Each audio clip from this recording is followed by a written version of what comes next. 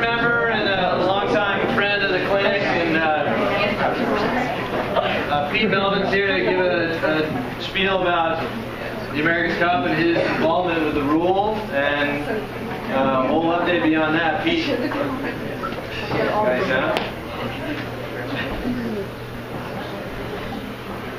well, anyway, Pete is a member here at ABYC and a fantastic sailor in his own right. I'm going to let you say a few words about what you've been doing the last couple of years and what you are doing now, and let you get right into it. So, Pete Melvin, everybody.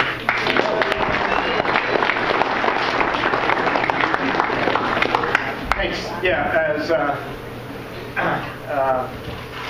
my name is Pete Melvin, and I've been a member here for about, I don't know, 20-something years. And I did an Olympic campaign and 470s a few times and tornadoes a couple times. Ended up going to the Olympics in 1988 in the tornado class.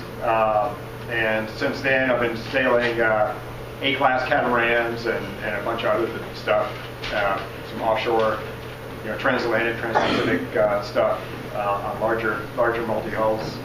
And my job is a naval architect, so I design boats. I've been doing that for a little over 20 years.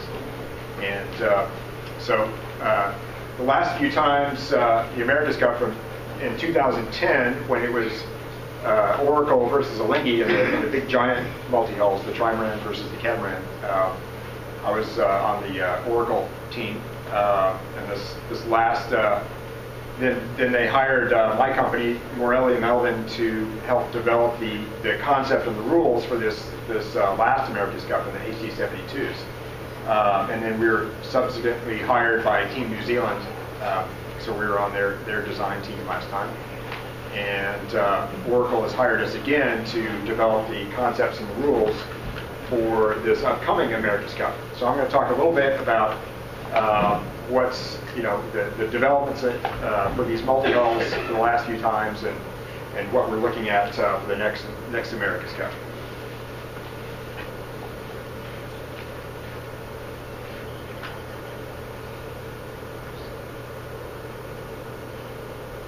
Okay, so even back to 1988, which is the last what they call the deed of gift challenge, when the New Zealanders challenged the Dennis Conner Syndicate from San Diego, and they were successful in getting one of these deed of gifts. I won't go into all the legal parts of that, but essentially, under a deed of gift, you can challenge back to the rules from 1851, which is a boat that's 90 feet on the waterline. So you can basically design almost any type of boat. Back in 1851, they were envisioning wooden schooners and things like that. So, fast forward to 1988, and there's some other options available. So the New Zealanders challenged with a 90-foot waterline, big monohull, and so Team Dennis Conner only had about 9 months to come up with something, and they didn't think that they really had enough time to develop a big monohull. It was a huge project. So they said, well, what can we do? And so they looked at options, and it became clear that a smaller catamaran, in this case 60-footer, they thought would easily beat that 90-foot monohull, and that's exactly what happened.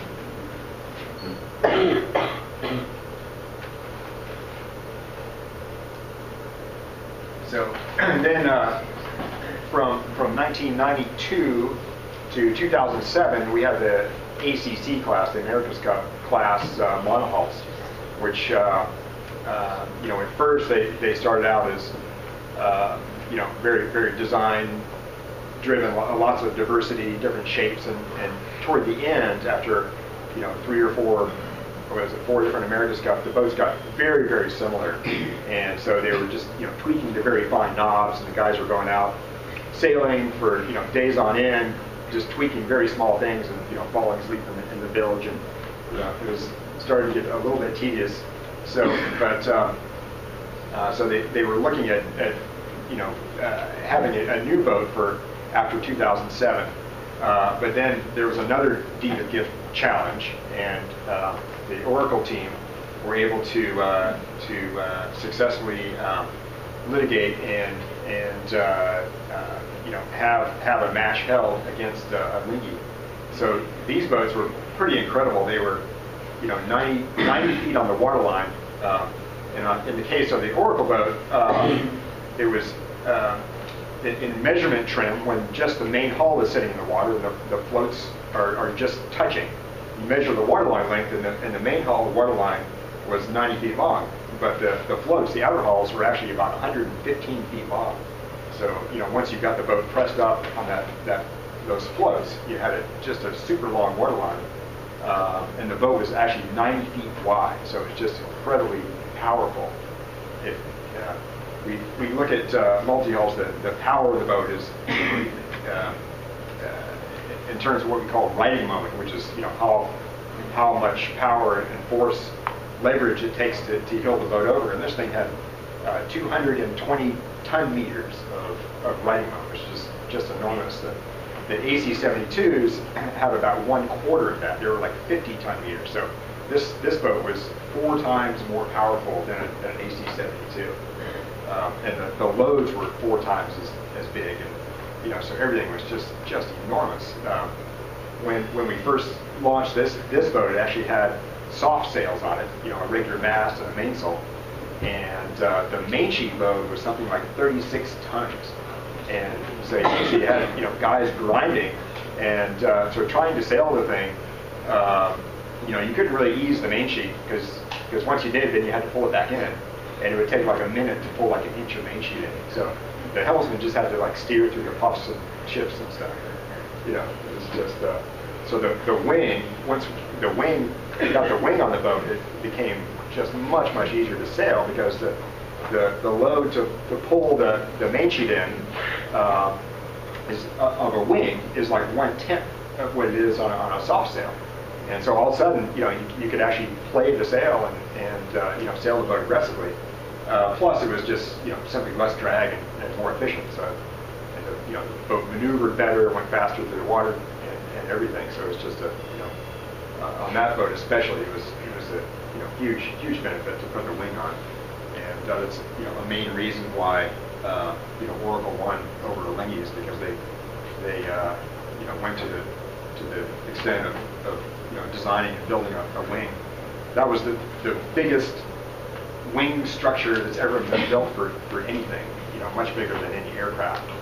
It was 220 feet tall, that wing. So it was just getting the thing up and down on a daily basis and trying to figure out the logistics was quite an interesting.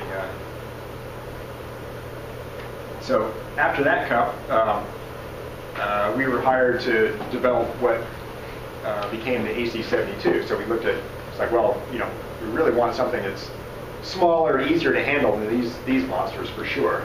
But on the other hand, it's the America's Cup, and you still wanted a boat that was sort of grand in proportion, and hard to sail, extremely fast.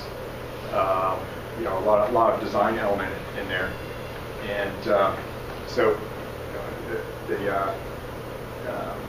there was a huge amount of development in that boat. It was still a fairly open rule. So last time I worked for Team New Zealand, and so this is a brand new class, and you have a kind of a clean sheet of paper, and there's so many different design avenues you can go down, but you only have a certain amount of time and budget, so you have to really be quite efficient with your time and resources to try to because the America's Cup is in 2.5 years, and you've got to design a boat, you have to build it, and it takes 9 months to build a boat, and it takes a long time to get the thing up to speed. So you don't really have time for too many mistakes. So one thing we did was get some smaller boats. In this case, these 33-footers, called an SL-33. And so we did a lot of our testing on these boats. These are like 4-man boats instead of 11-man crew, and they're a $200,000 boat instead of a $10 million boat. So you can do things very quickly. One interesting thing about multi-hulls is that even a small boat like a Beach Cat, scaling up to something like this, to an Extreme 40, AC-45, AC-72, they all actually sail fairly similarly, which is quite interesting and quite different from, say, America's Cup and keelboats. If you're sailing a 29er or a 420, and then you go to a big, America's Cup keelboat, it's just a completely different animal, and you can't. There's not a. I mean, obviously, you have to start out in dinghies, and that's the best place to start. But the dynamics of the boat and how it sails, and a lot of things you learn are just so different. Whereas in multi-hulls, they're actually quite different, quite similar. Excuse me. So you get an F-16 or F-18, and a lot of things you learn are directly applicable to stuff that's in the America's Cup size range. So it's a great place to start. A lot of the guys that sailed in the America's Cup last time, they started going out and racing ACATs and F-18s, and that was just a super place to start because you're on a small boat, as you get much more of a seat of the pants feel for how a boat works. And once you get on something huge that doesn't have as much feel, you really need to know where the panic points are and where to keep yourself out of trouble. So anyway, with these SL33s, we started developing dagger boards. We knew that was a huge area of development back in the Cup in 2010 with the giant multi-hulls. That was a big effort designing these foils and learning about how much lift you can get. And we had these curved foils, and the more you can lift the boat out of the water with the foils, especially downwind when you're going fast, the less overall drag you'll have. The foils are much more efficient at supporting the weight of the boat than the hull is. And back in 2010, we were getting about 50% lift. So we're lifting about half the weight of the boat with the foil, and that was a huge drag reduction. You'd go like 10 knots faster when you could do that. So we knew if we could push that further, then we'd get even more speed. The limitation at that point was once you started lifting the boat out of the water, you were kind of balancing on that one foil. And once you start getting the hull out of the water, the boat started to become unstable because the hull was really what was giving you pitch stability. And once you got the hull out of the water, there was no more pitch stability anymore. So the boat would either do a massive wheelie or go over the front and do a big nosedive, which is, so not something you want, especially in a 115-foot boat. So on these SL33s, we started out, we put T's on the rudder, which are kind of like, say if you have an airplane and you're trying to fly it, and so you have your wing and then you have a tail back there, and if someone just took your tail away, then you can imagine it'd be pretty hard to fly that airplane. You'd have no pitch control, and that's kind of what was happening with these boats. So we figured, well, okay, we got to put a tail on these things, and so that was the first thing we did, and the boat was a lot more stable. And then we started working on getting more and more lift, and so when we started doing that, we started designing these foils that would give us more and more lift, and occasionally these SL33s they would come clear of the water, and if you're two-boat testing, the boat that came out of the water would just surge ahead. It had so much less drag that it would just accelerate, and when you accelerate downwind, your apparent wind actually goes forward, which allows you to go even deeper. And so, the boat that could stay out of the water would all of a sudden just go much faster and much lower and just take huge chunks of distance out of the boat. But then it wasn't really stable still, and the boat that, started foiling would ultimately just, crash back down, and, they would kind of lose all the gains that they got. So we really started scratching our heads. Well, how are we going to, control that? And so we developed these up tip foils. If you saw them in the last America's Cup, they had and that was, oops, that was what gave us that stability ultimately. Our approach on our team was that we had only a very limited budget, and we couldn't really take too many flyers, so we had to design a boat that was fairly conservative. So our first lifting foils were actually fairly large and draggy, but they got the job done of lifting the boat out of the water. So this is one of our first times, sailing the boat. And the cord length of the board was pretty big, and the tips were kind of short and stumpy, but they're a big area, but they did the job.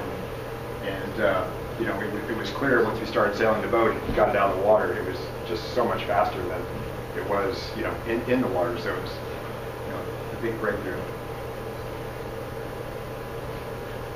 And then, so we were over in New Zealand and around the little world, doing our thing, and Oracle was also working on foiling, and their boat was quite different out of the box. Ours was, as I mentioned before, it was more of a conservative approach. The structure of the boat was pretty stiff, and we had a bunch of sort of truss cables underneath to keep the boat stiff and strong. Oracle went for a sort of very, very different approach. They went for a very aerodynamic looking boat, but structurally it wasn't nearly as stiff as ours was. And they also had their foils much further forward, and they didn't have the type of rudders and foils that we did, and they were quite unstable. So you can see, I don't know if you guys followed it all, but their platform was extremely twisty, and that was because it was so aerodynamic. They didn't have all the trusses and cables and things that we did, which looked to be extremely fast upwind,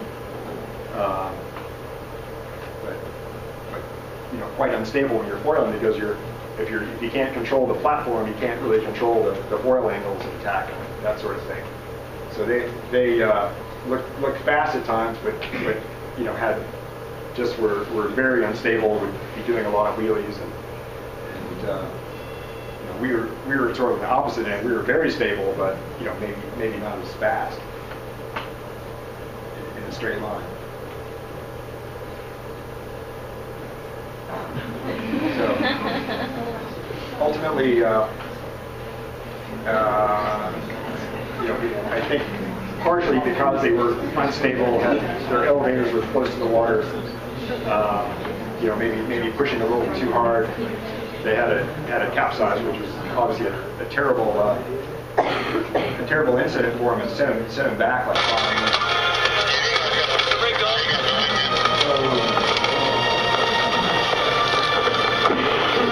They capsized inside San Francisco Bay, and the tide was going out, and they got pushed out.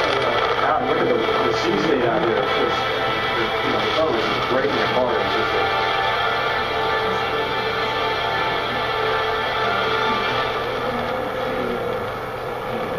Shark season too. Yeah. Can you imagine being out there and trying to...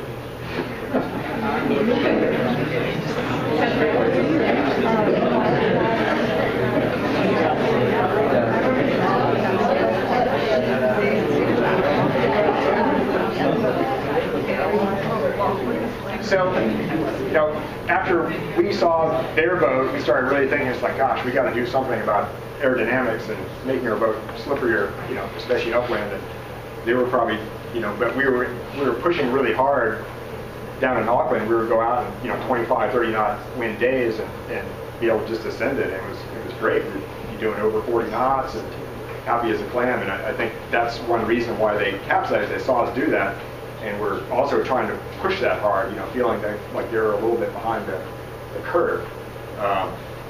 So the boats were actually starting to come together. We were thinking about their aerodynamics and trying to push that way, and they were trying to look at our foiling package, and so the boats were sort of starting to converge.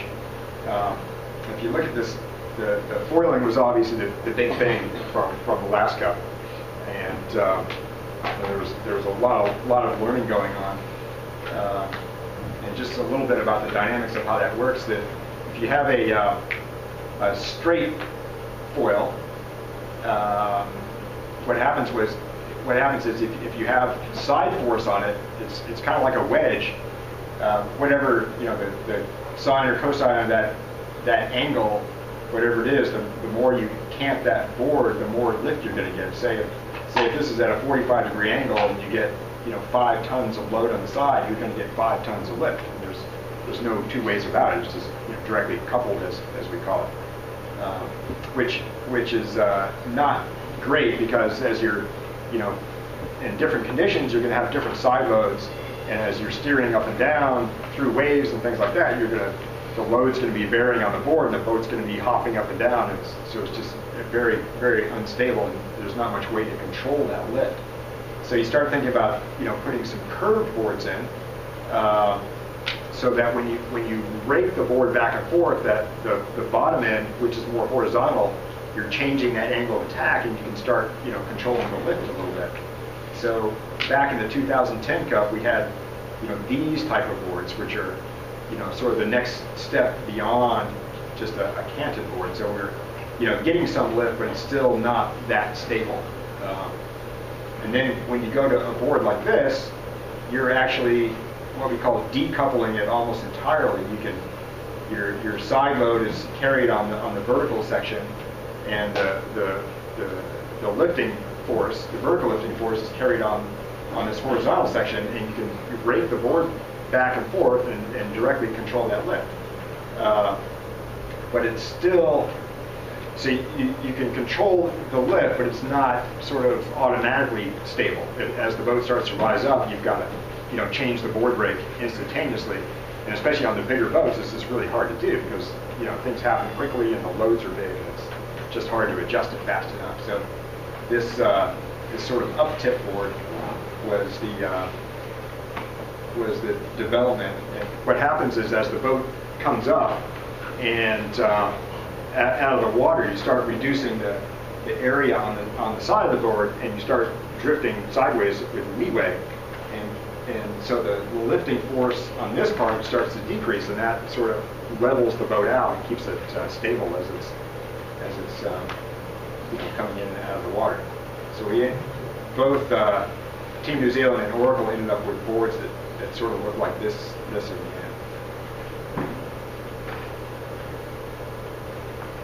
Okay, so by the time we got to the America's Cup, the boats, since they were converging, the foil systems were getting quite similar, the locations of the boards were getting quite similar. You know, we had improved our aerodynamic package quite a bit, and so the boats are actually, you know, fairly evenly matched, you know, in the America's Cup itself. At first, the Team New Zealand boat was faster. We won most of the races in the first half of the series, and then Oracle all of a sudden found a lot of speed over a couple days. And people ask me all the time, it's like, well, what did they do? You know, what are the big things that Oracle did to get faster? And it appears that it wasn't any one thing that they did. It was actually a bunch of small things that added up. And I think that's a lesson for any kind of boat you're in, is that, you know, you can have two identical boats, whether they're lasers or 420s or, you know, foiling catamarans. There's just a huge amount of tuning you can do just within whatever you've got. You can, you know, make a, you know, huge difference. And a lot of times it comes down to a whole bunch of small things that add up to make a big difference. One of the major differences between the two boats were the foil packages. Although the curvature and the angles and the spans of the foils were similar, our boat had a tighter radius here, which is a little more drag but more stable, and we were able to shift our foil a little bit further outboard, which gives us a little more of that righting moment we were talking about, which is important. And that's like, you know, putting a bigger person on the wire in a breeze. You know, it helps. Oracle opted for foils that were a little more inboard but had more curvature here, which was a little less drag. In the end, it was probably kind of a wash, but I think the main thing that helped them was they had probably a little bit better control of their boards. They developed a system where you could hit a button and the board would go to a specified rate. You weren't allowed any sort of feedback control system. Everything had to be manual.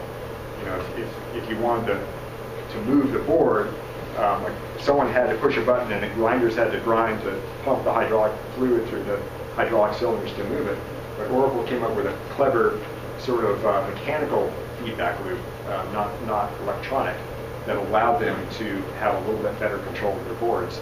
And I think that's what really helped them upwind. They had just a little bit more control and were a little bit more stable and could actually do that upwind foiling better than we could. We could sort of do the skimming mode where we still had to keep our hull sort of touching the water. We tried to fly too high a lot of times. Our boat would pitch up too much and it would do it like a massive slide sideways and fall back down and lose all the gains that we got. So from foiling, Oracle was able to kind of get the boat up foiling and keep the hull out of the water. And they had to bear off 5 or 10 degrees in order to get the speed up, in order to get the foiling going. But once they were up, the drag was so much less that they could actually just point the boat back up and stay on the foils. It was pretty cool to watch.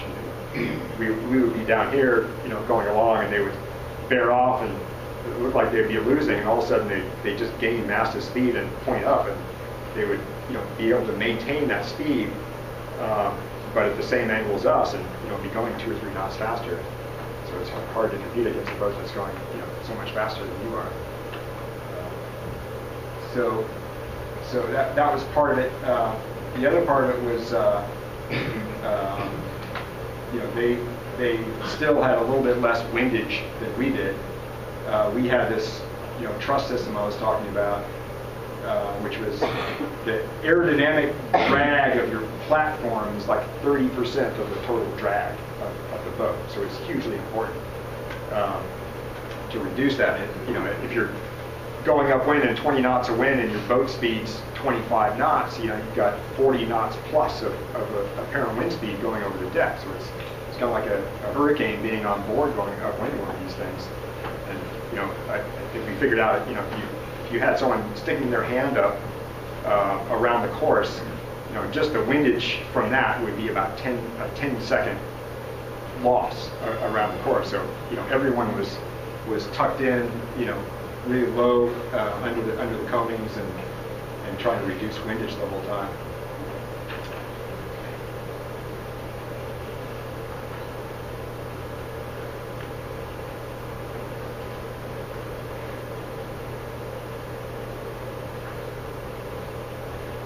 And the other thing they did was their wing trim. They changed the loading on the rudders. You know, if you say you rake your mast back on your whatever boat you're sailing in, you're going to load the rudders up a little bit more. And so you want the dagger boards and the rudders to both to be sort of working for you upwind. So initially their rudders were very lightly loaded, or they even had leeward helm, so their rudder was actually pulling them to leeward, and so that was loading up the dagger board more. So they were trying different solutions to try to shift that center of effort back and load up the rudder more, and that made a big gain. So they were able to change open the slot up in their wing and get more flow over that back airfoil element and load that up more, and that shifted the force on the wing back a little bit. So you know, all those little things added up and to make a huge difference in the end. So what's up for the next cup? There are a few things that we're working on. One of the big ones is cost. You know, there were only four teams last time, and a big part of that was probably cost. If the cost to entry and to run a campaign was lower, then you know, we might get more teams involved. You know, teams spent between $80 million and say $200 million last time, which is obviously a huge amount of money. Only one of the teams, New Zealand, was actually commercially sponsored. All the rest of them were you know, private individuals who had the money to be able to fund that, which is, you know, how the America's Cup has been for a long time. But we're trying to change that to make it more of a commercially viable event. And so getting the cost down and making it, giving more visibility for the sponsors. Get some things that, if you were a company, why would you sponsor a team? And you got to have something, giving market visibility back. So last time was great. Obviously, we got a whole lot of coverage on TV and in the media, and it was a lot more than previous cups. So I think the sponsors are interested, but it's still very expensive. So trying to get the cost down to, it looks like we've got interest from 7 or 8 teams right now. So hopefully most of those will continue on. Safety is another big item. Unfortunately, we had one death last time, and the Artemis boat started going into a nosedive and then had a structural failure, and the boat basically folded over onto itself, and one of the participants got trapped in the structure and unfortunately passed away because of that. So a lot of safety rules were implemented. That was sort of a catalyst for a bunch of safety things. Whether that was a freak accident and would ever happen again, I'm not really sure. But the boats are inherently fairly dangerous. You're going high speeds, and something breaks or the boat pitch pulls, and they're wide, and people can go flying, and you hit the wing, and there's a lot of things that can go wrong. So we implemented a lot of safety measures, regulations. And the speed, we're trying to keep the boats, even though we want to make them, they need to be smaller to reduce costs. We want to keep the speed up to be, say, within 10% of the AC-72s. So in our performance studies so far, what we found is the boats will maybe be a little bit slower downwind, but they'll be very similar, slower upwind, but very similar downwind. The concept is to be a foiling catamaran, very much like the AC-72s, but scaled down. Will allow, some items will be one design. The wings will probably be fairly one design, because last time we had a bunch of different concepts for wings, but in the end, we don't think that it really made that much difference. And the team spent a huge amount of resources on designing wings. So this time it'll be one design. Everyone will have basically the same wing. You're allowed to design your own control systems. How it works, but the aerodynamic shape will be fairly controlled. The platform will be fairly open. There'll be a maximum length, maximum beam. Hull shapes are open. The foil design is open. We want to keep that open. That was such an area of huge development last time that it'd be a shame to sort of shut that down and make that one design. We're all still learning. Last time the boats got something like 30% faster over the course of 2 years. So it was just a very, very steep learning curve, even right through the cup. The boats got something like 10% faster, even over the 3-week period of the America's Cup, because it's just such an incredible learning experience for everybody. You came away from that and feeling like it's like, wow, there's so much more. We don't feel like we really plateaued out. We're still on a super steep learning curve, which was really fun and exciting.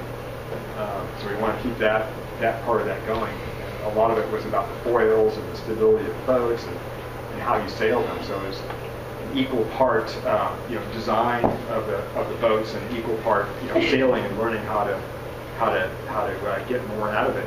And it was really fun being part of that development cycle, because the sailing team and the design team had to work very closely together. It wasn't like the design team was in one room and the sailors went out and just did whatever the designers told them to, or whatever the designers designed and presented to the sailors. It was very much a ongoing, fluent thing between the whole team, and that's how you push things forward in a big hurry. I mean, the sailors are very good at feeling the boat and understanding what they want, and they're actually really more driving the process than the design team, I'd say.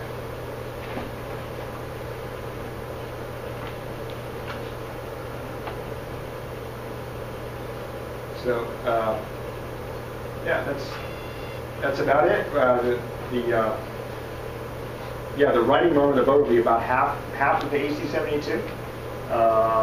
So the cost will be, probably 60-70%. 8 people on the boat. It'll probably be around 62 feet. This is a good shot. No one really was able to see the what those aerodynamic structures look like, and this is just a good example of what our structure looked like on the bearings look like on the Team New Zealand boat. Actually, the structure is only this beam right here, and all this stuff with the holes in it. They're actually clear windows to be able to see through. These are aerodynamic bearings. It became very clear. It was really important to be able to seal your wing right down to the deck and close that off entirely. Oops.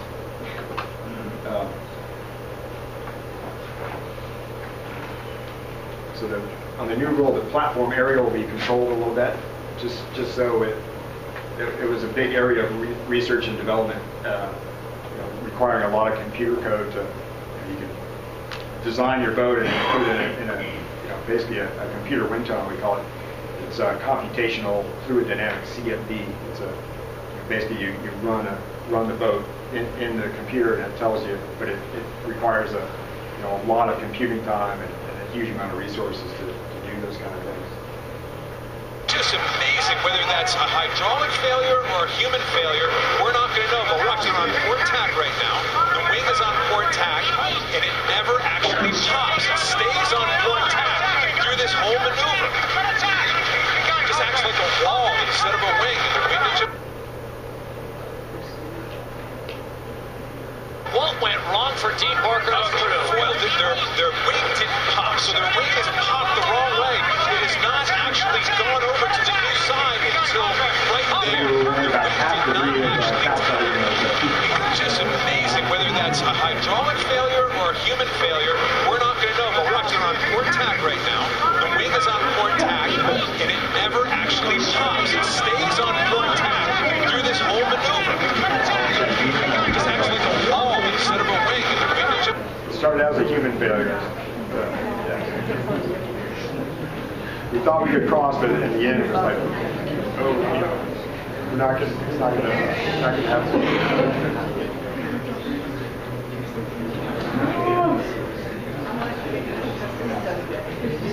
So yeah, we're have less crew. We try to save costs. We're trying to the people costs are 60 to 70% of an America's Cup campaign. So we're trying to, unfortunately, reduce the number of people on the teams. Whether it's the crew, we're going from 11 down to 8. The shore team, reducing the number of people it takes to build the boats, maintain them, launch them. It took about 40 people to launch one of these AC-72s last time. You had to roll the platform out, you had to roll the wing out, and get a crane to pick the wing up and install it on the boat. And then you had to crane the whole package up and put it in the water. You needed a whole lot of people to hang on the ropes to stabilize the thing, make sure it wasn't going to get away from you.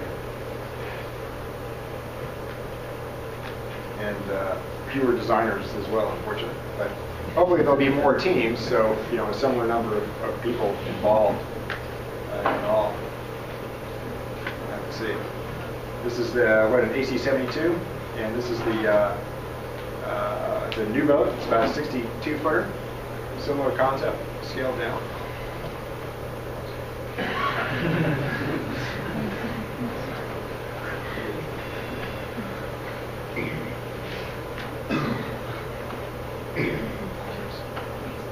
One of the safety measures is regulating bow volume. That's if your bows are very small and you go to, especially when you start to accelerate, when you bear off in the catamaran, if you don't have enough volume up there, the boat can pitch fall. So we're going to regulate how much. In our Team New Zealand boat, it was fairly conservative design, like I was saying before. We had quite a bit of bow volume up there.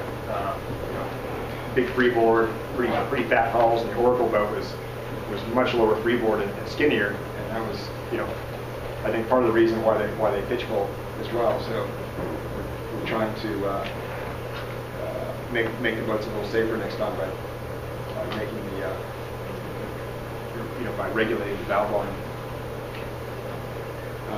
These are the different. Yeah, you can kind of see the. Sorry about that. But this is Team New Zealand and Luna Rossa. They have the same design as us. So they're our bows were not only taller but also wider. Artemis had something sort of in between.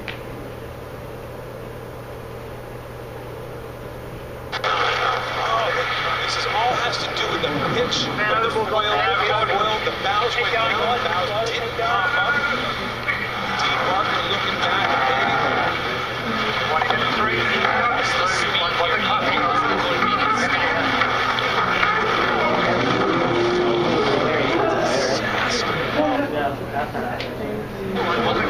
the acceleration was amazing.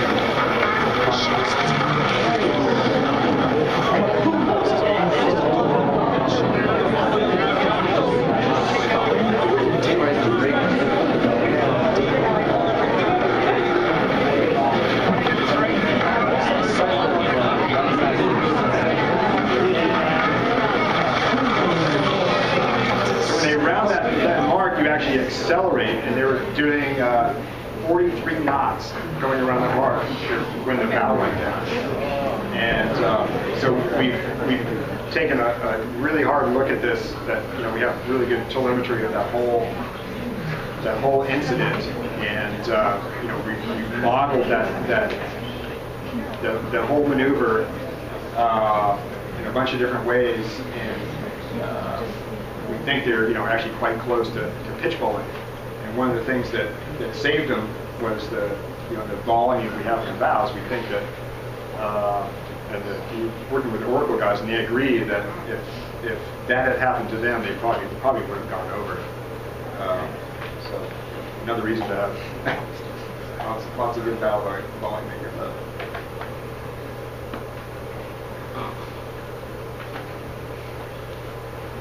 Okay, another safety item is the wing. I mean, it operates fairly similar to a sail.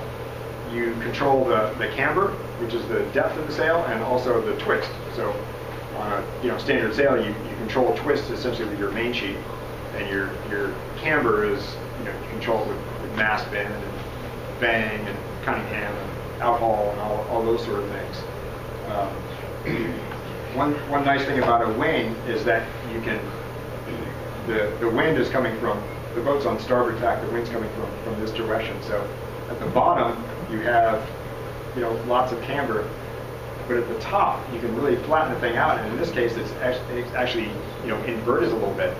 And on a wing, you can actually do that. You can actually, make the thing inside out. It'd be like your sail going backwards at the top. You probably see that if you're, in really heavy air and sheeted really hard out in a big gust. The top of the sail may actually kind of flip backwards. But on a wing, you can actually do that and develop reverse force or thrust up there. And on these wing sail boats, you do that intentionally. You can actually create righting moment that way, so that the sail is actually pushing the opposite direction at the top. But it's also a safety thing when you're rounding a mark. If you're able to really twist that wing open, then you don't get those big bow down pitches like you saw. And that was one mistake that we made at Team New Zealand on when they looking back at that incident. They didn't twist enough as they were going around the mark. They were riding too high and some other things, and the elevators actually ended up coming out of the water. But part of it was just not enough twist in the wing. And going back to the Oracle incident where they pitch bowled in October of 2012, that was another common thing, that they should have had just a lot more twist as they were trying to air off. So that's what you do. You actually invert the wing and you can actually create reverse thrust, which pushes the bow up. It keeps the boat from heeling as much. So that's a safety thing. We're mandating that, you know.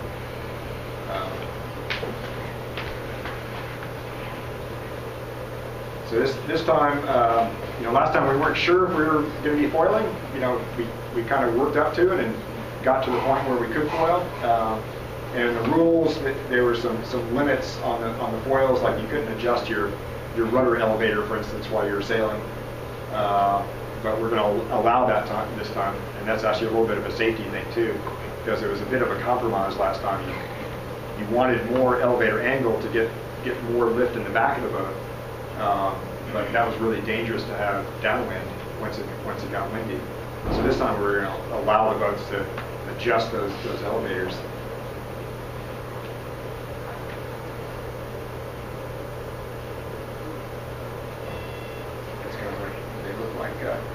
Underneath, the rudders ended up very, very deep. Just for that incident, like Team New Zealand, if you get too high and the boat pitches bow down and then the elevators come out of the water, the elevators are really what's keeping the boat from really going bow down. That's what happened to Team New Zealand, is the elevators lost grip and the boat just accelerated, bow down. So it's important to have very, very deep rudders.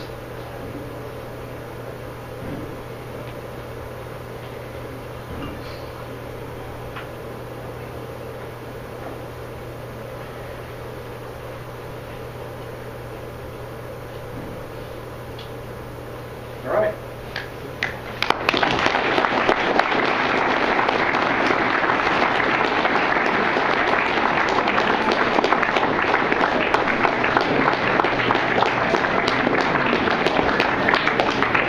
Do we have any questions? Or, I don't know if we have time for 2 minutes. Yeah. Is there going to be rules with wing rake side to side like on the Diplomat C-class boat? Yeah. What was the question, Pete? Yeah, he asked if you're going to be able to tilt the rig